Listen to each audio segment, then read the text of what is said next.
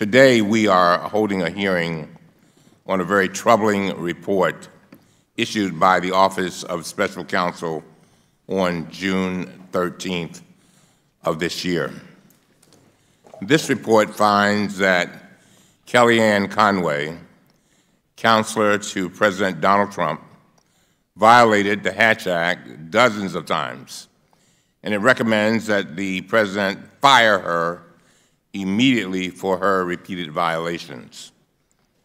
There are rarely issues that come before our committee that are so clear-cut, but this is one of them. This is about right and wrong. This is about the core principle of our precious democracy, that nobody, not one person, nobody in this country is above the law.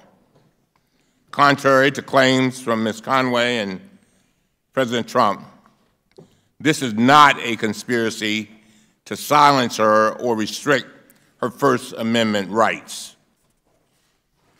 This is an effort to enforce federal law.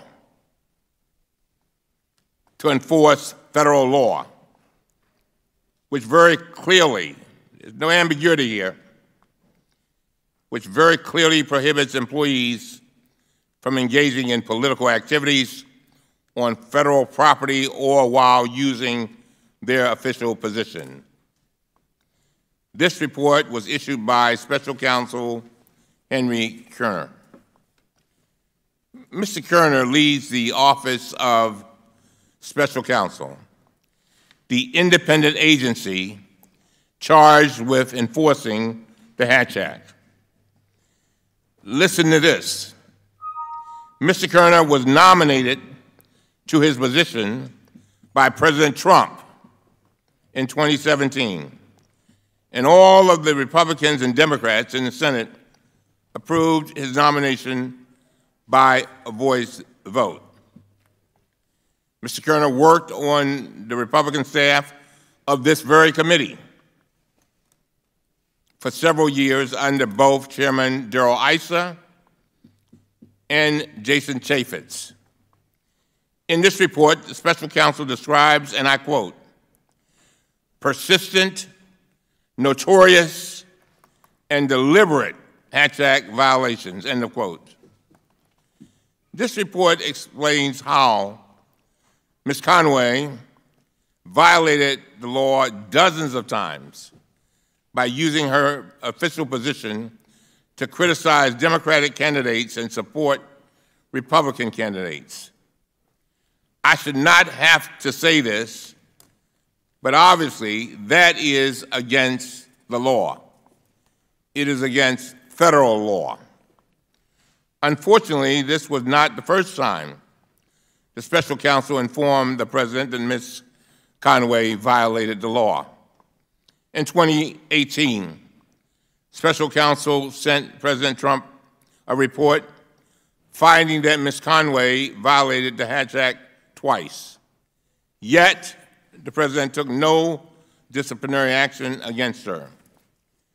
Instead, with the President's full support, Ms. Conway has engaged in an astounding show of defiance by increasing the frequency of her illegal activity and disparaging the law itself. On May 29, 2019, she answered a question from a reporter about her violations, saying, and I quote, blah, blah, blah, end of quote. She then stated dismissively, and I quote, let me know when the jail sentence starts, end of quote.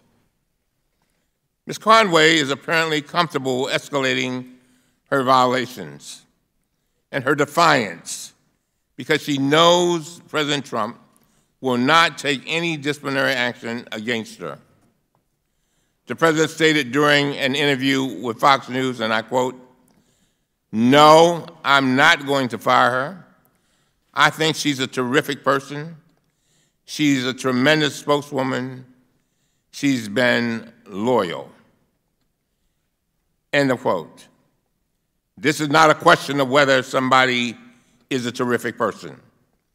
It's not a question of whether they are a tremendous spokesperson. It is not a question as to whether they are loyal. It is a question of whether they obeyed the law, period. Now things are getting worse. In response to the special counsel's report, the White House and Ms. Conway have gone on the offensive by arguing that the Hatch Act does not even apply to her. Tell that to all the other federal employees that have to adhere to this law. In a letter to special counsel on June 11th, the White House counsel claimed there were no violations, quote, even assuming that the Hatch Act applies to the most senior advisors to the president in the White House, end of quote. Similarly, Ms. Conway stated this week, quote, it is not even clear to us at the White House, according to the White House counsel, that the Hatch Act applies to assistants of the president, end of quote. Let me make this abundantly clear. The Hatch Act absolutely applies to Ms. Conway, period. It is written in black and white. We are the Committee on Jurisdiction over this law, and neither Congress nor the courts have ever suggested that the president's advisors are exempt. Finally, I want to address the White House's baseless, and they truly are baseless, arguments for refusing our request for Ms. Conway's testimony here today. They sent a letter to the committee on Monday arguing that Ms. Conway is, quote, absolutely immune, end of quote, from testifying. They claim that this principle has been, quote, consistently adhered to by administrations of both political parties, end of quote. Ladies and gentlemen, this is simply not true. Congress has never accepted the claim that White House advisors are absolutely immune. In fact, our committee has obtained public testimony from numerous White House officials while they served in the White House. These include multiple White House counsels, the deputy counsel to the president, an associate counsel to the president, a deputy assistant to the president, and the director of the White House Office of Security. In the case of Ms. Conway, the White House's arguments have even less merit. We're not asking about any conversations she had with the president, and we're not asking about any advice she gave to the president. Here we have a clear-cut case of a federal employee violating federal law over and over and over again.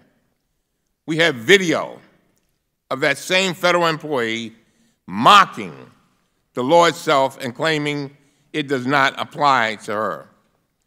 And we have the White House asserting that Congress may not question this employee, may not investigate her repeated violations, and may not conduct oversight relating to the legislation that we on this committee passed. This is the opposite of accountability. It is contrary to our fundamental system of laws in this country. Again, nobody is above the law, not even Ms. Conway. For these reasons, we will hear from our ranking member. We will hear Special Counsel Kerner's opening statement, and then we will pause this hearing so the committee members can vote on a subpoena to compel Ms. Conway's appearance at a hearing later today. With that, I will yield to the distinguished ranking member.